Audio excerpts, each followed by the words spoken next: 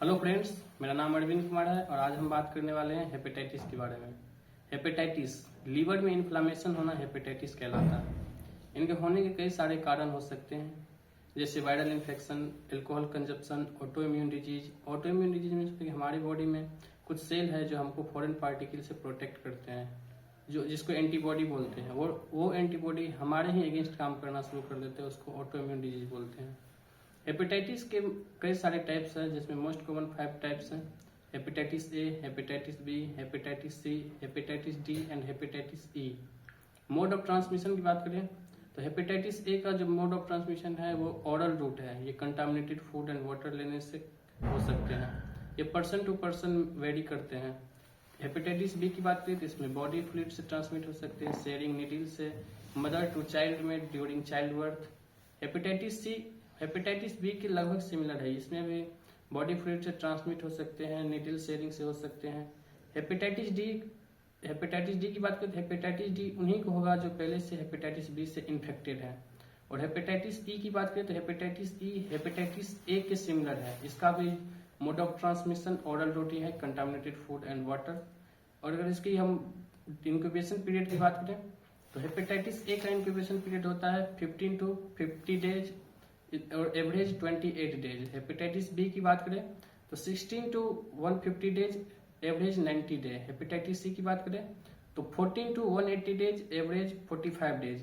Hepatitis D depend करते हैं hepatitis B पे। और हेपेटाइटिस ई की बात करें तो 15 to 60 डे, एवरेज 40 डेज।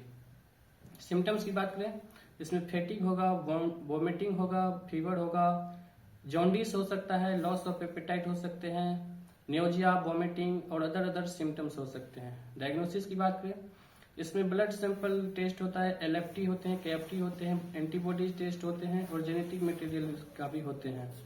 और बात करें इसकी ट्रीटमेंट की तो हेपेटाइटिस ए का जो ट्रीटमेंट होता है ये हेपेटाइटिस ए उतना खतरनाक नहीं होते, तो इसमें हेपेटाइटिस ए का ट्रीटमेंट होगा कि इसको बॉडी को रेस्ट दे, प्रॉपर इसका केयर करे तो ये ठीक हो सकते हैं। बट हेपेटाइटिस बी काफी डेंजरस होते हैं। इसका वैक्सीन अवेलेबल है।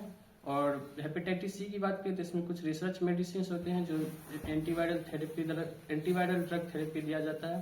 और हेपेटाइटिस सी की बात करें हेपेटाइटिस डी उन्हीं को होते हैं जिसको हेपेटाइटिस बी से इन्फेक्टेड होते हैं। तो हेपेटाइटिस बी को अगर हम कंट्रोल कर लेते हैं तो हेपेटाइटिस डी में उतना असर नहीं पड़ता है। और हेपेटाइटिस ई भी ए की सिमिलर है। अगर इसमें भी बॉडी को रेस्ट देंगे, प्रॉपर इसका केयर करेंगे, हेपेटाइटिस ई कंट्रोल हो सकते हैं।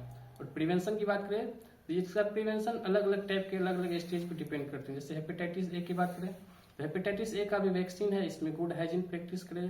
हेपेटाइटिस बी की बात करें हेपेटाइटिस मोर डेंजरस है, तो इसका भी वैक्सीन है, सेफ सेक्स प्रैक्टिस करें और प्रॉपर अपना केयर करें। और हेपेटाइटिस सी की बात करें तो हेपेटाइटिस बी और हेपेटाइटिस लगभग सेम होते हैं, इसमें भी मेडिकल प्रैक्टिस करें, इसका भी वैक्सीन है। और हेपेटाइटिस डी की बात करें तो अगर हेपेटाइटिस बी को हम कंट्रोल कर लेते हैं तो हेपेटाइटिस डी का उतना कुछ नहीं होता है। और हेपेटाइटिस ई का बात करें तो हेपेटाइटिस ई भी हेपेटाइटिस ए के जैसा ही, इसमें भी अगर बॉडी को रेस्ट देंगे, प्रॉपर केयर करेंगे तो इससे हम बच सकते हैं।